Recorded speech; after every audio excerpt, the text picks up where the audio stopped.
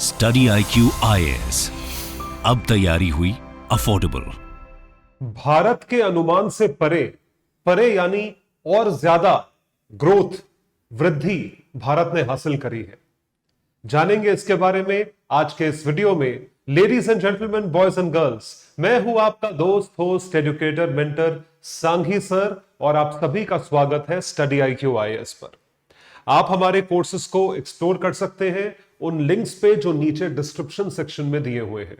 और जो टॉपिक मैं आज आपके साथ डिस्कस करने जा रहा हूं, एक बहुत ही महत्वपूर्ण टॉपिक है, बिकॉज इसका जो रिजल्ट है वो भारत के लिए एक शान की जो है भावना है, एक प्राइड की फीलिंग आती है इस चीज को देखते हुए। 7% ग्रोथ, 7% जीडीपी ग्रोथ का अनुमान लगाते हुए भारत ने अपने एस्टिमेशंस लगाए थे फाइनेंशियल ईयर 2023 के, यानी कि 2022-2023 के। लेकिन भारत ने उन आंकड़ों को सरपास करा। We have achieved the growth rate of 7.2%। और इसके चलते भारत की क्या अपॉर्चुनिटीज हो सकती हैं, इसके बारे में मैं बात नहीं कर रहा हूं, या भारत में कोई बात नहीं कर रहा है। बात करी जा रही है ग्लोबल अरीना में, एक अंतरराष्ट्रीय स्तर पे। इन सब पीडीएफ्स को डाउनलोड करने के लिए जुड़े मेरे टेलीग्राम हैंडल पर आयुष सांघीज IAS अकेडमी। उसके साथ साथ जितने भी वैल्यू एडेड चीजें आप चाहते हैं उनको लेकर जुड़े मेरे इंस्टा और ट्विटर हैंडल पे। आयुष सांघी के नाम से सारे सोशल मीडिया हैंडल्स हैं, जरूर जुड़े। यहां पे आपको बहुत बढ़िया कंटेंट जो है मिलता है। आपके लिए एक छोटी सी अनाउंसमेंट, स्टडी IQ IAS लेकर आया है एक्सक्लूसिव बैच इन इंग्लिश। जितने अंग्रेजी माध्यम यानी इंग्लिश मीडियम के स्टूडेंट्स हैं 2024 के लिए, आप लोगों के लिए exclusively, all the English medium aspirants, for you exclusively we have brought a batch which is a complete comprehensive coverage from prelims all the way to the interview under the banner of Study IQ. All the top educators of the country would be getting to you all the subjects of general studies, along with that CSAT test series, complete coverage of syllabus, as well as SIP program, which is the crash course. And all of these things are available at an extremely affordable cost of 30,000 only if you use my code, which is Sanghi Life. Sanghi Life code के जरिए आप किसी भी batch को subscribe कर सकते हैं, तो जरूर जुड़े मेरे साथ। The batch in English medium for 2024 aspirant starts on the 19th of June at 6 p.m. So let's see what the World Economic Forum head honcho या World Economic Forum के जो प्रेसिडेंट है, ये है वो सज्जन, इनका नाम है बॉर्ज ब्रेंट। सो बॉर्ज ब्रेंट का क्या कहना है कि भारत जो है वो एक्सपेक्टेड है, एस्टिमेटेड है to clock the highest growth amongst the developed economies. जितने ऑलरेडी डेवलप्ड इकोनॉमीज हैं, जितनी बड़ी बड़ी अर्थव्यवस्थाएं हैं, बात हो रही है अमेरिका की, जर्मनी की, फ्रांस की, यूके की, सिंगापुर की, ये सारी बड़ी अर्थव्यवस्थाएं हैं। These are big economies. इन सब के कंपैरिजन में, इन सब के मुकाबले भारत की जो वृद्धि है यानी ग्रोथ रेट है, वो इन सब देशों से कई ज्यादा देखी जाएगी। It would be much higher, way higher than what they have. So the country's economy is witnessing a famous snowball effect. Snowball क्या होता है अभी डिस्कस करते हैं। The effect will lead to more investments. जाहिर सी बात है, ग्रोथ कब होती है? जब नेशनल इनकम बढ़ती है। नेशनल इनकम कब बढ़ती है? जब और लोग खर्च करते हैं, डिमांड होती है, तो सप्लाई ज्यादा होती है, जिसकी वजह से आपको नौकरियां और देनी पड़ती हैं और आप इंफ्रास्ट्रक्चर में खूब इन्वेस्ट करते हो। तो बॉर्ज ब्रेंट की तरह और भी कई सारी कंसल्टिंग कंपनीज हैं और अंतरराष्ट्रीय संस्थाएं हैं जिन्होंने यही चीज क्लेम करी है, जैसे कि मॉर्गन स्टैनले। तो मॉर्गन स्टैनले का भी यही कहना है कि भारत का जो ग्रोथ रेट है 2027 तक वो इतना होगा कि भारत दुनिया की तीसरी सबसे बड़ी अर्थव्यवस्था बन जाएगी। और यह सब क्यों हुआ है? क्योंकि भारत एक स्नोबॉल इफेक्ट के होने से, या के एक पर्टिकुलर टेन्योर से, ड्यूरेशन से गुजर रहा है। स्नोबॉल इफेक्ट, इसका मतलब क्या होता है? What does it mean? आइए देखते हैं। आपने कभी एवलांच का नाम सुना है? Have you heard of an avalanche? जब एक पहाड़ होता है, एक स्नो कैप्ड माउंटेन होता है जिस पे बर्फ होती है, ऊपर से बर्फ का गोला जो है वो नीचे गिरना शुरू होता है। वो बर्फ का गोला गिरते गिरते गिरते गिरते पूरी जो स्नो है आसपास, वो अपने अंदर चिपकाता चला जाता है। तो होते होते जब तक वो नीचे आता है तब तक वो इतना बड़ा गोला हो जाता है। That is called as a snowball. उसको स्नोबॉल कहते हैं। तो स्नोबॉल एक फिगर ऑफ स्पीच की तरह या एक मेटाफर की तरह यूज करा जाता है यह बोलने के लिए कि एक चीज जो छोटी से शुरू होती है लेकिन उसका इंपैक्ट बहुत बड़ा होता है, उसको कहा जाता है स्नोबॉल इफेक्ट। तो it gets bigger by gathering more snow around it, and this is what is happening with the Indian economy. Indian economy post COVID की बात कर रहे हैं। पोस्ट कोविड जो है रिकवरी शुरू हुई, छोटी सी शुरू हुई, फिर होते होते होते होते वो एक स्नोबॉल इफेक्ट में कन्वर्ट हो गया, कुछ ऐसे। तो शुरू हुआ इतने छोटे स्तर से, लेकिन आते आते आते आते वो इतना बड़ा इफेक्ट उसका दिखने लगा। तभी भारत ने जो है अपने जितने आंकड़े हैं उनको क्रॉस कर लिया है। We have crossed all the barriers and we have reached at this particular stage where we are having the famous snowball effect. और जैसा मैंने बोला, ये सिर्फ ये भारत ने नहीं बोला है, ग्लोबल अरीना में बात करी जा रही है। जैसा मैंने आपको बताया, मॉर्गन स्टैनले का अनुमान, India will be the third largest economy. McKinsey CEO Bob Sternfels believes it's not just India's decade but India's century. Bharat की सेंचुरी है, अगले जितने साल बचे हैं 75 साल, वो भारत की सेंचुरी है। तो ये सारे के सारे लोग ऐसा क्यों बोल रहे हैं? Why are they saying this? Because they must have seen something in India. और देखिए, फिगर्स स्पीक फॉर देमसेल्व्स। आप बोलो मैंने बहुत पढ़ाई करी है, लेकिन पढ़ाई का इंपैक्ट तब दिख जाएगा जब आपकी रिपोर्ट कार्ड आएगी, जब आपके नंबर आएंगे। सिंपल सी बात है। जिसका रिजल्ट आता है उसने पढ़ाई करी है, जिसका रिजल्ट नहीं आता उसने पढ़ाई नहीं करी है। ये तो बड़ा कॉमन सी चीज है, ये तो आपने हर बार नोटिस करी होगी। तो ऐसी क्या वजह थी भारत के लिए जिसकी वजह से ये स्नोबॉल इफेक्ट देखा गया? आइए, let's understand the reasons for this snowball effect. So the first thing is, or the first reason is, the huge population of India, and we are not just talking about population, but here I am referring to the youth. हम किस बारे में बात कर रहे हैं? हम बात कर रहे हैं यूथ को लेके, जवान जनता जो है। सो भारत इस वक्त एक ऐसे दौर से गुजर रहा है जहां पे सबसे बड़ी जनसंख्या जो है उसकी एवरेज एज, जो उसकी एज ग्रुप में आता है, दैट इज 15 to 35, 15 से 35 साल के बीच मेजॉरिटी यूथ है भारत का, वर्किंग पॉपुलेशन। क्योंकि ये मेजॉरिटी यूथ वर्किंग पॉपुलेशन के, या पॉपुलेशन जो है वो यंग है, इस वजह से वो कंट्रीब्यूट किस चीज में करती है? वो काम में कंट्रीब्यूट करती है। और क्योंकि वो काम में कंट्रीब्यूट करती है, इस वजह से this is giving huge dividends. तो इसको हम कहते हैं demographic dividend. I repeat, this particular demography यानी वो पॉपुलेशन का तबका, जिस पॉपुलेशन की बात हो रही है, it gives dividends, वो हमें रिटर्न देती है। ये सबसे बड़ा रीजन है स्नोबॉल इफेक्ट का, और ये एक ऐसी चीज है जो भारत की स्ट्रेंथ है, भारत का कोर है। आप सभी को जो है मैं ये बताना चाहता हूं, अवगत करवाना चाहता हूं, प्लीज अपना टाइम ना वेस्ट करें। Do not waste your time, use your time in a judicious sensible manner, क्योंकि आप ही हो जो कि भारत की वृद्धि में, भारत के विकास में जो है योगदान देंगे। So working population is huge, आप ही सब उसका पार्ट है। So please do contribute to it. This is the first reason for the snowball effect in India. Followed by that the second is infrastructural effect. देखिए होता क्या है, जब हम इंफ्रास्ट्रक्चर की बात करते हैं या चीजें जब बनी होती हैं उसकी बात करते हैं, ह्यूज इंफ्रास्ट्रक्चर, भारत का इंफ्रास्ट्रक्चर जो है खूब फैला हुआ है। अब इंफ्रास्ट्रक्चर और फैल रहा है, किसके through?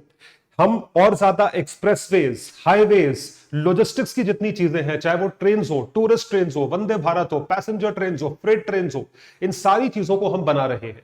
We are making all these things. अब जब आप इंफ्रास्ट्रक्चरल डेवलपमेंट करते हो तो उसके कितने फायदे होते हैं? What are the huge benefits that this particular sector of economy has?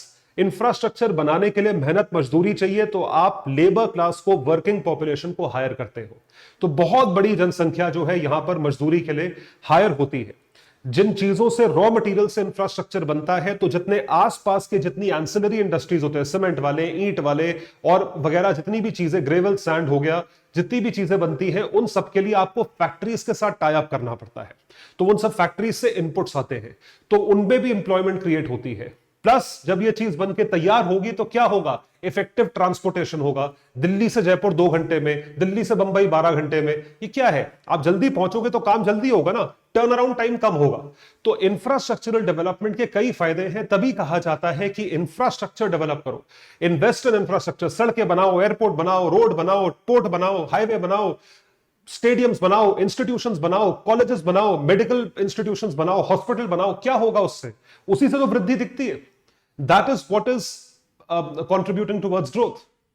And lastly is the social sector initiative.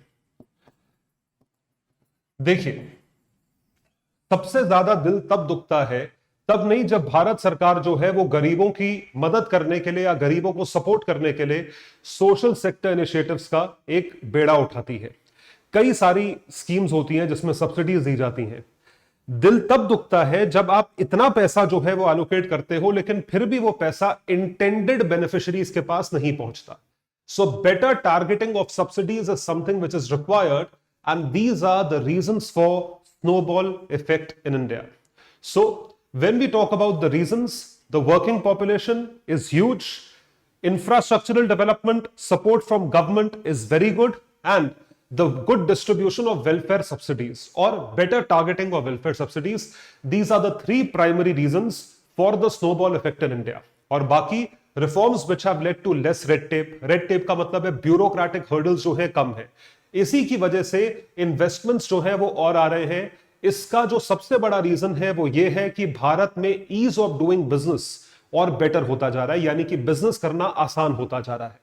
And lastly digital revolution. Digitization के बिना कोई भी चीज मुमकिन नहीं है, तो digital revolution is leading to the real happiness in India.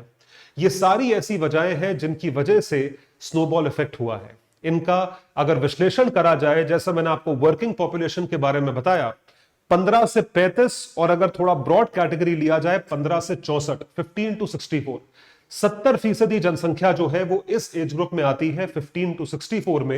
And because of that there will be fewer dependent people. Dependent कौन होता है? बच्चे या बूढ़े जो रिटायर हो जाते हैं.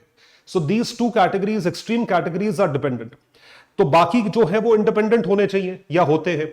तो 70% जनसंख्या है 15 से 64 के बीच में जिसको इंडिपेंडेंट होना चाहिए. तो ये एक बहुत बड़ी डेमोग्राफिक जो है डिविडेंड की तरह काम करती है हमारे लिए. It acts as a huge demographic dividend. तो larger part of the population can spend and drive consumption growth in the economy. भाई कंज्यूम करोगे आप, सीधी बात है. इतने 70% जनसंख्या अगर काम करेगी, कमाएगी, तो कंज्यूम नहीं करेगी. आपका मन नहीं करता है कि अगर मैं कमा रहा हूं तो I should have a 2 wheeler, I should have a 4 wheeler, I should have an apartment, मेरे पास ये भी हो, मेरे पास वो भी हो. कंजम्पशन है, खाना पीना, कपड़े, जूते, ये सब हर चीज कंज्यूम होती है. एक्सेसरीज हो गई, मोड ऑफ लॉजिस्टिक्स हो गया, ट्रांसपोर्टेशन हो गया. With the growth of nuclear families का मतलब होता है कि जो जॉइंट फैमिली नहीं होती, जहां पे सिर्फ जनरली जो है कपल्स रहते हैं या सिर्फ उनके बच्चे रहते, कपल्स और उनके बच्चे रहते हैं. अब क्योंकि टियर 3, टियर 2 सिटीज से नौकरियों की तलाश में लोग अर्बन एरियाज में माइग्रेट करते हैं, इसलिए न्यूक्लियर फैमिलीज का जो है दबदबा बढ़ता जा रहा है. और न्यूक्लियर फैमिलीज का कंजम्पशन लेवल, क्योंकि वो नौकरी करते हैं, बढ़ता जाएगा. इस वजह से अर्बन कंजम्पशन बढ़ती जा रही है, चली जा रही है. तो उस हाउसिंग की डिमांड है, कहीं तो रहोगे, खाने पीने की डिमांड है, व्हीकल्स की डिमांड है, ये सब बढ़ता चला जा रहा है. All this is resulting into a huge working population. तो ये पहला रीजन है. फॉलोड बाय दैट, जैसा मैंने आपको समझाया, इंफ्रास्ट्रक्चरल ग्रोथ. इंफ्रास्ट्रक्चरल ग्रोथ हर देश में होना चाहिए अगर वो देश वृद्धि या विकास करना चाहता है.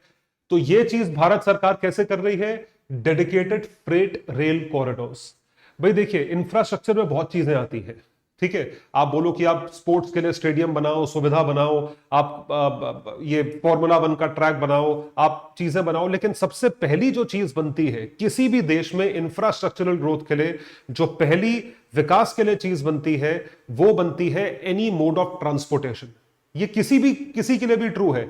ये मडीवल इंडिया में आप देखें, जितने भी इन्वेडर्स आए थे अफगानिस्तान से, हून वून जो आए थे इराक से, ईरान से, उस तरफ से जितने आए थे, उन्होंने सबसे पहले मोड ऑफ ट्रांसपोर्टेशन जो है उसको सेट करा. East India company mode of transportation के जरिए आई थी. उसके पहले जो पोर्चुगीज आए थे वो मोड ऑफ, भाई आप पहुंचोगे कैसे? जब तक तो पहुंच ही नहीं पाओगे, बिजनेस कैसे करोगे? सो इंफ्रास्ट्रक्चर में सबसे पहली चीज होती है mode of transportation. Mode of transportation अगर अच्छा है तो आपकी कंट्री में हर एक चीज चलेगी. आपकी कंट्री में व्यापार अच्छा होगा, बिजनेस अच्छा होगा, टूरिज्म अच्छा होगा, काम एस्टैब्लिश हो पाएगा. तो उस वजह से चाहे वो ट्रेन हो, चाहे वो रेलवे स्टेशन हो, ट्रेन हो, नई नई एक्सप्रेसवेज हो, आपके पास हाईवेज हो, उसके सिवा पोर्ट्स हो, उसके सिवा एयरपोर्ट्स हो, हर चीज में जो है इन्वेस्टमेंट बहुत मैसिवली करा जा रहा है। इन सब की संख्या पिछले 10 साल में कितनी ज्यादा बढ़ी है ये आप लोग आंकड़ों से देखिएगा, अभी आपको दिखाएंगे। सो फ्रेट कॉरिडोर्स आर डेडिकेटेड, मतलब दो तरीके की पटरियां हैं। एक होती है डेडिकेटेड फ्रेट ट्रैफिक, मतलब जिसमें सिर्फ मालगाड़ी जाएगी, मालगाड़ी को हर स्टेशन पर रुकने की जरूरत नहीं है। दूसरी होती है पैसेंजर ट्रेन, पैसेंजर ट्रेन हर स्टेशन पर रुकते रुकते रुकते रुकते रुकते पहुंचती है। तो दोनों को एक ट्रैक पे क्यों रखते हो? Dedicated freight rail corridor, expressways, and finally building highways and roads. All these are modes of transportation which are leading to what? Infrastructural growth. ये सारी चीजें करी जा रही हैं भारतमाला प्रोजेक्ट के अंतर्गत। तो भारतमाला भारत का या दुनिया का सबसे बड़ा रोड नेटवर्क है जो भारत सरकार ने क्रिएट किया है। कई सालों से प्रोग्राम चल रहा है। इसके तहत 6 lane expressways, 6 lane highways, 4 lane highways, 2 lane road, ये सारी चीजें बन रही हैं। इसकी जो कैपेसिटी है वो 10 साल पहले 2013 तक तकरीबन 6.29 किलोमीटर, 6.29 किलोमीटर पर डे थी। वो बढ़ के 50% से बढ़ गई है, 10.65 किलोमीटर पर डे हो गई है। ये बहुत बड़ा जंप है। पर किलोमीटर पर डे की बात हो रही है, 10.5 किलोमीटर, 10.65 किलोमीटर जो है उससे बढ़ गई है। 700 में से 300 जिले सड़कों से कनेक्टेड थे, आज की डेट में 500 जिले कनेक्टेड है। तो यही चीज जो है ये एक बहुत बड़ी चीज है जिसका कंट्रीब्यूशन हमें दिख रहा है इस रूप में। आप देखें, Purvanchal expressway Uttar Pradesh, Agra Lucknow Uttar Pradesh, Bundelkhand, trans Haryana expressway, तो ये सारे के सारे जो है ऑलरेडी कंप्लीट हो चुके हैं। इसका एक एक विंग ऑपरेशनल है और उनका उद्घाटन भी हो चुका है। तो आप देख सकते हैं इस मैप के जरिए किस तरीके से ये सारे हाईवेज बने हैं। तो लुधियाना से लेकर जो है दानकुनी वेस्ट बंगाल के अंदर है, ठीक है। उसके बाद आप पीरथला से लेके विजयवाड़ा तक है, खड़गपुर से लेके विजयवाड़ा तक है, ठीक है। ये सारे जो डॉटेड लाइंस देख रहे हैं रेलवे ट्रैक्स हैं, बाकी सब सड़कें हैं। इस तरीके से जो है बनाई जा रही हैं corridors, and these corridors have hugely contributed towards this development. तो western part, eastern part, east west, north south, east southern, ये सारे आप टोटल नंबर ऑफ किलोमीटर्स जो है ऐड करे गए हैं वो है तकरीबन 8,500 किलोमीटर। Massive massive contribution. और ये सिर्फ इसलिए हुआ है क्योंकि हमने कैपेसिटी जो है बिल्डिंग ऑफ एक्सप्रेसवेज की, रोडवेज की, वो बढ़ा दी है। तो ये सारी चीजें हुई हैं अंडर भारतमाला प्रोजेक्ट। और भारतमाला हो गया, सागरमाला हो गया, इन सारे प्रोजेक्ट्स को एक अम्ब्रेला पेरेंट प्रोग्राम में लाया गया सन 2020 में। उस प्रोग्राम का नाम रखा गया था नेशनल इंफ्रास्ट्रक्चर पाइपलाइन, जिसका बजट था 100 लाख करोड़ से ऊपर का। उसी चीज को रिक्राइस्टन करके 2022 के बजट में निर्मला ताई ने क्या करा था, उसका नाम दिया था पीएम गति शक्ति योजना। पीएम गति शक्ति योजना का बजट उतना ही था, 107 लाख करोड़। और ये सारी चीजें उस पीएम गति शक्ति योजना के अंतर्गत करी जा रही हैं। The master plan is worth nearly $8 billion, which will be completed by 2024. It is unlikely, but still we are on the same path of completing it. अब देखिए, बहुत अच्छी बात, जो तीसरा रीजन है उसमें बहुत अच्छी बात प्रणब दा ने कही थी। प्रणब मुखर्जी साहब जो देश के राष्ट्रपति रह चुके हैं, उसके पहले कांग्रेस पार्टी के फाइनेंस मिनिस्टर थे, बहुत रिस्पेक्टेड पर्सनालिटी जो है वो लुटियंस दिल्ली के सर्कल में माने जाते हैं।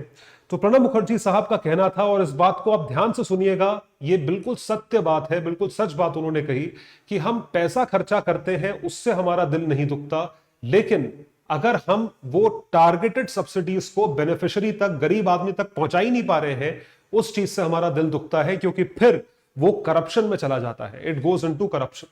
I lose my sleep not when I look at the volume of quantum of subsidy. लाखों करोड़ों की सब्सिडीज नहीं है जो नींदें उड़ाती हैं, but because it is not reaching to the poor and needy and targeted group, गरीब इंसान तक ये सब्सिडी नहीं पहुंच पा रही है। ये एक बहुत बड़ा बोन ऑफ कंटेंशन है, एक सिचुएशन है। तो ऐसी स्थिति को बेटर करने के लिए सब्सिडीज को टारगेट करना बहुत जरूरी है। और सब्सिडीज को टारगेट करने के लिए भारत सरकार ने अब जो है जनधन योजना के बाद डायरेक्ट बेनिफिट ट्रांसफर, जिसे डीबीटी कहा जाता है, उस चीज में इस्टेब्लिश करा है अपने आप को, Aadhaar card and the direct benefit transfer. इसके जरिए कम से कम ऐसी चीज है कि लीकेज नहीं होगा और जो आदमी बेनिफिशियरी है उसके बैंक अकाउंट में पैसा पहुंचेगा। बीच के लोग खाएंगे पिएंगे नहीं। इंटरमीडियरीज या बिचौलियों का जो सिस्टम है वो खत्म हो जाना चाहिए। इस वजह से भारत सरकार ने जो सेविंग करी है वो है तकरीबन $27 बिलियन। ये लाखों करोड़, 27 बिलियन, ये 3-4 लाख करोड़ रुपया होता है, इतनी की सेविंग हुई है, मतलब इतना लीकेज था। करप्शन तो हद है। लेकिन उसके बाद भी आप ये सोच के देखिए, इस चीज से जो एस्केप पाया है या इस चीज से अपने आप को बचाया गया है, that is to DBT, by preventing leaks in the system this way. तो ये चीज करी गई है। एंड फाइनली जो डिजिटल इकोसिस्टम है उसी के थ्रू ये चीज करी गई है, तभी आप प्रॉपर डीबीटी कर पा रहे हो। उसके सिवा इंफ्रास्ट्रक्चर का ही पार्ट है कि हमने सारे गांव को इलेक्ट्रीफाई करा। तकरीबन 6 लाख गांव है भारत में जिनका इलेक्ट्रिफिकेशन हुआ है, बिजली का खंभा, तारे पहुंच चुकी हैं। उसके सिवा भारत सरकार ने जो ब्रॉडबैंड नेटवर्क है उसको एक्सपैंड करा है, 61 मिलियन से 816 मिलियन तक पहुंचा है, 81 करोड़ लोगों तक नेटवर्क कनेक्शन जो है वो पहुंचा है। तो ये सारी चीजें जो है ये अचीवमेंट्स हैं, और इन अचीवमेंट्स को मद्देनजर रखते हुए हमें यह देखना है कि यह चीज किस तरीके से मेंटेन हो। आपने अचीव करा है, बहुत अच्छी बात है, लेकिन वो उसका मेंटेनेंस हर चीज मांगती है। और उस मेंटेनेंस के साथ साथ अब जो है वो सोचने वाली बात यह है कि आप उससे जुड़े हुए जो चैलेंजेस हैं, उससे जुड़ी हुई जो दिक्कतें हैं, तकलीफें हैं, मुश्किलें हैं, उनको भी आइडेंटिफाई करें। सब कुछ देखिए अच्छा नहीं होता, हिडन चीज होती है। एक अंडर करंट भी होता है, ऊपर की वेव आपको दिख रही है, क्या आपको अंडर करंट दिख रहा है कि कोई आपको अंदर ही अंदर जो है वो खाता चला जा रहा है? अंडर करंट एकदम से ऊपर आएगा, आपकी सारी स्कीमें जो है धरी रह जाएंगी। वो क्या है? सबसे बड़ी चीज है, आप जिस डेमोग्राफी को अपनी स्ट्रेंथ मान रहे हो, जो 15 से 64 साल का एज ग्रुप है जिसे आप अपनी स्ट्रेंथ मान रहे हैं, कहीं वो आगे चल के आपकी वीकनेस ना बन जाए, आपकी कमजोरी ना बन जाए।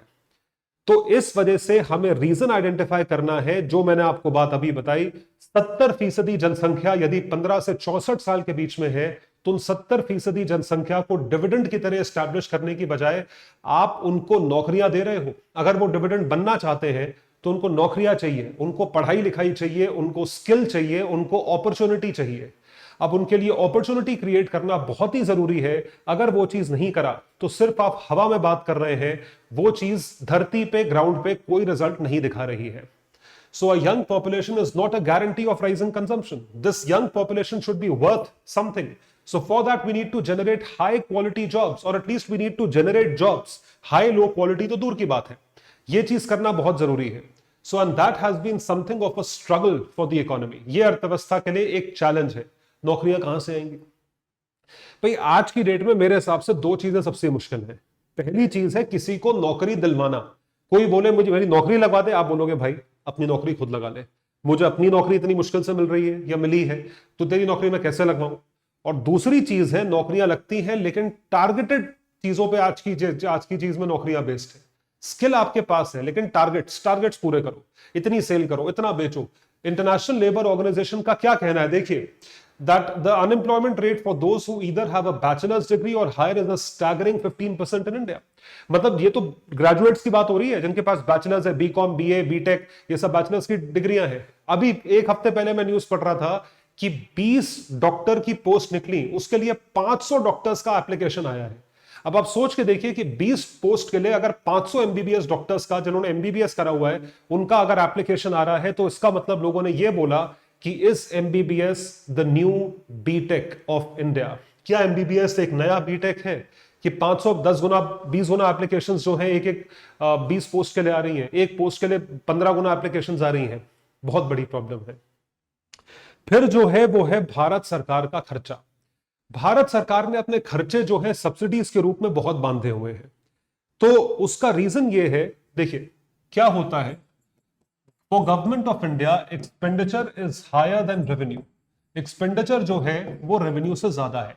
जब हम ये कहते हैं कि एक्सपेंडिचर रेवेन्यू से ज्यादा है, इसका मतलब ये है कि भारत सरकार लॉसेस में है, यानी कि डेफिसिट्स में है। अगर आप लॉसेस में या डेफिसिट्स में हो तो अब इसको मैनेज करना बहुत जरूरी है। It is highly important to manage it. And even though we are spending on infrastructure, we might need more. Obviously 110 lakh crore का खर्चा है, कहां से आएगा? उसके लिए पैसा चाहिए। तो पैसा जो है भारत सरकार लेती है लोन्स के तौर पे। कल मैंने एक आरबीआई का वीडियो रिकॉर्ड करा था, आप देखिएगा जरूर। तो उस वीडियो में मैंने बताया था कि आरबीआई का जो सरप्लस पैसा बचता है, तकरीबन पिछले फाइनेंशियल ईयर में 87,000 करोड़ रुपया आरबीआई डिविडेंड के रूप में भारत सरकार को देगी। तो भारत सरकार को इतनी जगह से पैसे आते हैं अपने डेफिसिट्स को मैनेज करने के लिए। The government thinks we need to splurge at least $1.5 trillion in the next decade. भाई डेवलप कैसे करोगे? पांचवी सबसे बड़ी, 5 लाख करोड़ डॉलर की इकोनॉमी, third largest economy, second largest economy, PPP terms में ये इकोनॉमी वो इकोनॉमी, कैसे पहुंचोगे? भाई पैसों से पैसा बनता है ना, तो पैसा चाहिए आपको। जब आप इन्वेस्ट करोगे तो रिटर्न आएगा। आज इन्वेस्ट करोगे 10 साल में रिटर्न दिखेगा, जो मेक इन इंडिया की सच्चाई है। So but the problem is that all that money might be just to make up deficits. आप ये लॉसेस ही पूरे कर रहे हो, और ये जो लॉसेस है एक्सपेंडिचर्स भारत सरकार के, ये क्या इंफ्रास्ट्रक्चर में जा रहे हैं या सिर्फ सब्सिडीज में जा रहे हैं? सोचने वाली बात है। Whatever we fail to build and upgrade in the past, it may not necessarily drive big growth. इसका जो इंपैक्ट है वो सिर्फ ग्रोथ पे नहीं देखा गया है। यूजली इंपॉर्टेंट इन्वेस्टमेंट करना बहुत जरूरी है, लेकिन इन्वेस्टमेंट जो है पिछले 2 साल में देखा जाए, रीजन आपको ऑलरेडी पता है। FDI inflows have fallen. They have fallen by 1/4. They've fallen by 22% in financial year 23 compared to the previous year. Even though private investments from companies are being announced, we need to see how it translates into the ground reality. ये सच्चाई में ground पे किस तरीके से translate करता है, ये देखना बहुत जरूरी है। It is extremely important to see this. That how does this translate? जब से यूएस के फेड ने इंटरेस्ट रेट्स बढ़ाए, तब से वहां के सारे इन्वेस्टर्स ने पूरी दुनिया से पैसा पुल आउट करा और सरकार को दे दिया। तो इस वजह से एफआईआई आउटफ्लो हुआ और एफडीआई इनफ्लो कम हो गया भारत में। प्लस और भी रीजंस रहे होंगे, स्लो ग्रोथ, ठीक है, कंजम्पशन नहीं हो रही है, तो ये चीजें हैं, ये हुआ। अब बात आती है कंजम्पशन पे। कंजम्पशन बहुत मैसिव है, लेकिन कंजम्पशन कौन सा तबका कर रहा है, ये बड़ा इंटरेस्टिंग पॉइंट है। देखिए, ग्रोथ होती है कंजम्पशन पे कि हमने क्या लिया, क्या खाया, क्या कंज्यूम करा। सारे दिन में आप सुबह से रात तक देखिए आप कितना कंजम्पशन करते हैं। सुबह उठ के आप चाय पीते हैं, आप टोस्ट खाते हैं, नाश्ता करते हैं, फिर खाना खाते हैं, बीच में आप मैंगो शेक पीते हैं, ठीक है, पूरे दिन का खाना पीना है, कपड़े पहनते हैं, पानी यूज करते हैं, बिजली यूज करते हैं, वाईफाई यूज करते हैं, टेलीकॉम नेटवर्क, एयरटेल, वोडा, ये सब यूज करते हैं। ये सब कंजम्पशन है। All these things are consumption. ये सारी की सारी कंजम्पशन को मद्देनजर रखते हुए अगर हम लोग कंज्यूम कर रहे हैं, इस वजह से वो कंजम्पशन इतनी चल रही है। इन सब चीजों को कहा जाता है डोमेस्टिक कंजम्पशन। सिर्फ और सिर्फ डोमेस्टिक कंजम्पशन के बेसिस पे आपकी अर्थव्यवस्था ग्रो नहीं करेगी। वो अच्छी रहेगी, लेकिन अगर आप ग्रोथ चाहते हैं, अगर आप आंकड़े अचीव करना चाहते हैं, उसके लिए अंतरराष्ट्रीय स्तर पे कंजम्पशन या जो आपका पूरा इनटेक है वो बढ़ना चाहिए। इसका मतलब भारत की मैन्युफैक्चरिंग और भारत के एक्सपोर्ट्स बढ़ने चाहिए, जो नहीं बढ़ रहे हैं। So it is not only dependent on domestic consumption, since a large part of the economy is still heavily dependent on agriculture for jobs. तो आप एक बात, दो अलग अलग चीजें हैं एक्चुअली। तो हमें इंटरनेशनल कंजम्पशन बढ़ानी पड़ेगी, जिस वजह से भारत जो है इतने अग्रीमेंट्स बाकी के देशों के साथ, free trade agreements, preferential trade agreements और कई सारे तरह के अग्रीमेंट्स जो है वो साइन करता है, ताकि हम एक्सपोर्ट्स बढ़ा सकें। और वो एक्सपोर्ट्स बढ़ेंगे तो भारत की ग्रोथ ऑटोमेटिकली दिखेगी। बहुत सारे देश हैं जो सिर्फ एक्सपोर्ट्स पे चलते हैं। जर्मनी, ऑटोमोबाइल आप देखिए, भरमार ऑटोमोबाइल है, पार्ट्स है, इलेक्ट्रिकल्स है, एक्सपोर्ट्स पे चलता है। सारी जर्मन मेड कार्स हम हिंदुस्तान में भरी पड़ी है, यूज करते हैं। वो क्या है? एक्सपोर्ट्स पे चलती है ना इकोनॉमी। तो वो चाइना आप देख लीजिए, वो अर्थव्यवस्था जो है वो एक्सपोर्ट्स पे डिपेंडेंट है। तो we need to move beyond domestic consumption into the international arena. जब तक आप ग्लोबल नहीं जाओगे, तब तक आप कामयाब नहीं होगे। आज की डेट में आप इंस्टाग्राम स्क्रॉल करते हो, आपको 100 चीजें दिखती हैं, तो आप ऑलरेडी ग्लोबल हो, एक्सपोज्ड हो। तो उसी तरीके से भारत को भी एक्सपोज होना पड़ेगा, या आपको एक्सपोज अपने आप को करना पड़ेगा। पहली चीज। दूसरी चीज, सबसे बड़ी जनसंख्या, तकरीबन आधी 50% working population is directly dependent on agriculture. Agriculture एक बहुत ही डेंजरस प्रोफेशन हो गया है आज की डेट में, क्योंकि climate change is for real. Climate change हो रहा है। आप इसी साल देखिए, मार्च में बारिश हो गई, गेहूं खराब हो गया। अप्रैल में बारिश हो गई, आपका चावल खराब हो गया। राबी क्रॉप, खरीफ क्रॉप, दोनों क्रॉप खत्म हो गए। तो किसान कहां से पैसा कमाएगा? आप देखिए, क्लाइमेट चेंज का इंपैक्ट, इतनी ज्यादा हीट वेव है, जो हमने फसल उगाई है वो फसल मर जाती है, खत्म हो जाती है। और ठंड में इतनी ठंड हो जाती है कि वो चीज खत्म हो जाती है। हीट वेव की वजह से, फ्लड्स की वजह से, क्लाइमेट चेंज की वजह से एग्रीकल्चर आज की डेट में एक स्टेबल प्रोफेशन नहीं रहा। तो आप ये डिपेंड नहीं कर सकते कि एग्रीकल्चर लोगों को संभालेगा। एग्रीकल्चरल में जितने लोग एंगेज्ड हैं उनको आपको ऑल्टरनेटिव देना पड़ेगा so that they go in some other arena और they have an alternative work to do. So climate change and issues like heat and water stress could dampen rural incomes, which in turn will affect domestic consumption. It will not only affect domestic consumption, this will turn into a nightmare. अगर आज की date में कुछ थोड़ी बहुत जनसंख्या unemployed हो जाए, आप कहां से एम्प्लॉयमेंट दोगे, कहां से नौकरियां दोगे, वेयर विल यू गिव? और ये तो एग्रीकल्चर वाले लोग हैं, आप समझ रहे हैं. तो चैलेंजेस जो है उनको कभी भी इग्नोर नहीं करना चाहिए. We should always look at the challenges in a way where we have to solve the problem first and then think about growth. ऐसा मुझे पर्सनली लगता है. ये था हमारा क्रिटिकल एनालिसिस. लेकिन ब्राइटर साइड, अगर आप brighter side of the coin देखोगे तो भारत ने जो आंकड़े पार करे हैं वो अपनी एस्टिमेशन से ज्यादा हैं जो कि ग्लोबल अरीना में लोग सराह रहे हैं. 7% का एस्टिमेटेड ग्रोथ रेट था भारत का फाइनेंशियल ईयर 23 के लिए और भारत ने 7.2% ग्रोथ रेट जो है वो अचीव करा है. Indian economy grew at 7.2% in the fiscal year 22-23, exceeded the government's own projection of 7% GDP growth. And the suggestion, the resilience of Indian economy despite global slowdown is considered to be massive. तो ये चीज हमने देखी है. अब इसी के साथ साथ जो है जीडीपी नंबर्स और इंप्रूव होंगे. Improvement in domestic drivers of private consumption, public consumption, investments, and these are powered by services, exports and agriculture. ये सारी चीजें जो हैं भारत में बढ़ी हैं. इस वजह से हमें इसका इंपैक्ट जो है वो दिख रहा है. We are looking at its impact. If I show you a graph you will be surprised कि ये नहीं कि हम ऊपर पहुंचे, लेकिन हम कहां से चढ़े हैं वो चीज अप्रिशिएट करने वाली है. और जैसा हमेशा कहा जाता है, डॉक्टर शशि थरूर ये हमेशा कहते हैं, जो मैंने उनके मुंह से कई बार सुना है, उनकी किताब में भी लिखा है, if you do not appreciate where you are coming from you will never be able to appreciate where you are going. Right, आप कहां से आ रहे हैं, अगर आप उस चीज की वैल्यू नहीं करते तो आप कहीं भी चले जाएं, आप उसको कभी वैल्यू नहीं कर पाएंगे. तो देखिए 2020-21 कोविड वाले साल में negative growth rate because of the lockdown ये यहां थी, -6, -7%. यहां से आप सोच के देखिए रिबाउंड हुआ है, where we are increasing from 2021-22 we reached 9% of growth rate which has become stable at 7.2%. This is what we are observing. तो भारत की जो जीडीपी ग्रोथ है वो 7.2% देखी गई है फाइनेंशियल ईयर 23 में. तो आई होप आप सब समझ पाए होंगे and mostly the youth is watching this video. So I would like to tell you and request to you that अपने टैलेंट को जो है वेस्ट ना जाने दें और उसी के साथ साथ ये भी रियलाइज करें कि आपका टाइम बहुत कीमती है. अपने टाइम को वेस्ट ना करें. You are the future of this country. आपकी ब्राइटनेस देश को कहीं से कहीं पहुंचा सकती है. जैसा मैंने आपको बताया था, स्टडी IQ IAS इंग्लिश माध्यम में भी अपने बैचेस को लेकर आया है. The English medium aspirants of 2024, you can subscribe to our exclusive batch which is called as P2I batch. इसकी सारी डिटेल्स आपको डिस्क्रिप्शन सेक्शन में दे रखी हैं. मेरा कोड यूज करें सांघी लाइव और मैक्सिमम डिस्काउंट पाएं स्टडी IQ के किसी भी कोर्स पे. और अगर आप ये PDFs डाउनलोड करना चाहते हैं तो जुड़े मेरे साथ मेरे टेलीग्राम हैंडल पर. That would be all. Thank you so much. Bye everyone. Take care and all the best.